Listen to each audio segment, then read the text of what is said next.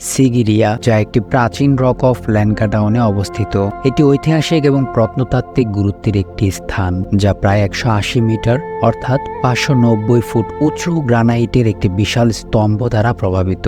এই প্রাসাদটি বানিয়েছেন এক রাজা। এই প্রাসাদ অনেকটা মৌচাকের চাকের মতো। এই পাথর সিগিরিয়া রক নামে ভুবন বিখ্যাত। সিগিরিয়া রকের আরেক নাম লায়ন রক। এটি বৌদ্ধ মন্দির হিসেবে 14 শতক পর্যন্ত ব্যবহৃত হতো। সিগিরিয়া দুর্গের পাথরের প্রবেশপথটি একটি বিশাল সিংহমূর্তির মতো। সিংহমূর্তির অনেকখানি এখনও টিকে আছে। প্রাগৈতিহাসিক এই গুহাটি খ্রিস্টপূর্ব 500 শতাব্দী থেকে সাধু সন্ন্যাসীদের আশ্রম হিসেবে ব্যবহৃত হতো। শোনা যায় দক্ষিণ ভারতীয় রাজা কেশব কোনো যুদ্ধে পরাজিত হয়ে 495 খ্রিস্টাব্দ নাগাদ এই স্থানে আশ্রয় নেন এবং সুরক্ষিত একটি দুর্গ গড়ে তোলেন। পরবর্তীতে এটি বৌদ্ধদের মঠে পরিণত হয়। বর্তমানে এটি শ্রীলঙ্কার একটি আকর্ষণীয় পর্যটন কেন্দ্র এবং বিশ্ব ঐতিহ্যবাহী স্থান।